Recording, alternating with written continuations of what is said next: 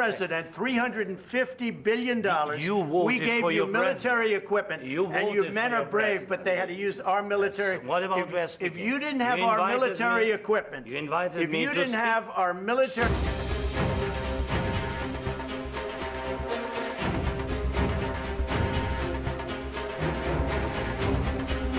जैसे ही अमेरिकी president Donald Trump और यूक्रेन के राष्ट्रपति जेलेंस्की के बीच तीखी बहस का ये वीडियो सामने आया, वैसे ही पूरी दुनिया में मानो हलचल मच गई। इस वीडियो के सामने आते ही जेलेंस्की और यूक्रेन के भविष्य को लेकर कई दावे किए जाने लगे। वहीं ट्रंप और अमेरिकी उपराष्ट्रपति जेडी वेंस को लेकर भी कई बातें कही जाने लगी। ट्रंप और जेलेंस्की की इस मुलाकात पर दुनिया के दो बड़े देशों के राष्ट्रपति भी नजरें गड़ाए बैठे थे। पहले थे रूस के राष्ट्रपति पुतिन और दूसरे शख्स का नाम है शी जिनपिंग। जी हाँ, आपने बिल्कुल सही सुना, चीन के मौजूदा राष्ट्रपति शी जिनपिंग भी इस मुलाकात पर टकटकी लगाए हुए बैठे थे। जेलेंस्की जब व्हाइट हाउस पहुंचे तो ट्रंप दरवाजे तक उन्हें रिसीव करने पहुंचे और दोनों नेताओं ने हाथ भी मिलाया। जब दोनों के बीच बातचीत शुरू हुई तो रूस से चल रही जंग को रोकने को लेकर चर्चा हुई। इस दौरान जेलेंस्की ने ट्रंप को जंग की कुछ तस्वीरें भी दिखाईं। कुछ देर तक दोनों नेताओं के बीच अच्छे ढंग से बातचीत होती रही। हालांकि आखिर में ये बातचीत तीखी बहस में तब्दील हो गई। जेलेंस्की को कुछ मिनट बाद ही उस व्हाइट हाउस से निकलना पड़ा, जिसके दरवाजे पर ट्रंप ने कुछ देर पहले उनका स्वागत किया था। President, $350 billion. You voted we gave for you your military equipment, and you men are brave, but they had to use our military. Yes. What about West? If you didn't have our military equipment, you invited if me you to didn't speak. have our military equipment, this war would have been over in 2 weeks. In 3 days, I heard it from Putin. In 3 days. वहीं Trump और Zelensky के बीच तीखी बहस से ये सवाल उठ रहे हैं कि यूक्रेन के लिए अब आगे का रास्ता क्या है। अब जेलेंस्की के सामने सबसे बड़ी चुनौती ये है कि वो अमेरिकी मदद के बिना रूस से जंग कैसे लड़ें। जंग की शुरुआत से ही अमेरिका यूक्रेन के साथ मजबूती से खड़ा रहा है। हालांकि वो अमेरिका में दौर राष्ट्रपति जो बाइडेन का था और आज का दौर राष्ट्रपति ट्रंप का है। बता दें कि ट्रंप लंबे समय से यूक्रेन के लिए अमेरिका की अरबों डॉलर की सहायता की आलोचना करते रहे हैं। चुनावी रैलियों के दौरान भी ट्रंप रूस यूक्रेन जंग को रुकवाने की बात करते रहे हैं। अमेरिका का राष्ट्रपति बनते ही ट्रंप इस युद्ध को रुकवाने के अपने वादे को पूरा करने में लग गए थे। 12 फरवरी को ट्रंप ने रूसी राष्ट्रपति व्लादिमीर पुतिन से बात की थी, जिसमें यूक्रेन को शामिल किए बिना शांति वार्ता सऊदी अरब में हुई। ट्रंप के इसी कदम से जेलेंस्की नाराज हो गए। ट्रंप के इस कदम से यूरोपीय देश भी चौंक उठे थे। हालांकि यूरोप के कई देश अभी भी जेलेंस्की के समर्थन में हैं। दरअसल जेलेंस्की और उनके सहयोगी यूरोपीय देश ट्रंप से किसी भी युद्ध विराम के लिए सुरक्षा गारंटी प्रदान करने की अपील कर रहे थे, ताकि ये सुनिश्चित किया जा सके कि यदि कोई पक्ष इसे तोड़ता है तो उसे इसके परिणाम भुगतने पड़े। हालांकि ट्रंप ने ऐसी कोई भी गारंटी देने से इनकार कर दिया था। वहीं जानकारों का इस पूरे मामले पर क्या मानना है, सुनिए।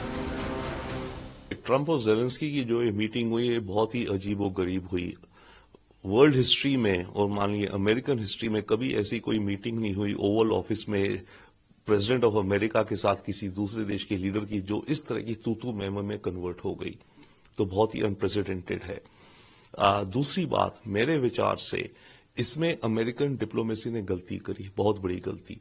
पहली बात, जब उन्हें पता था कि जेलेंस्की के विचार क्या हैं और जेलेंस्की अभी तैयार नहीं है इस तरह की बातचीत के लिए कि सीज फायर कैसी हो, मिनरल्स का क्या हिसाब हो, तो जेलेंस्की को बुलाया क्यों मीटिंग के लिए? देखिए, जब बड़े लीडर्स के बीच में जब मीटिंग होती है तो 80% 90% पहले होमवर्क हो जाता है उनके मिनिस्टर ऑफ फॉरेन अफेयर्स, दोनों देशों के bureaucrats, diplomats, national security advisers द्वारा।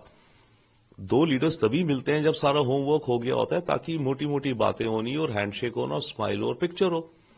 तो ये एक अमेरिकन डिप्लोमेसी की एक मैं बहुत बड़ी गलती मानूंगा।